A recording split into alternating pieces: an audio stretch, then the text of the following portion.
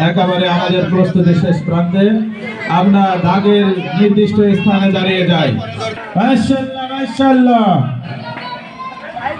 দেখা যাক।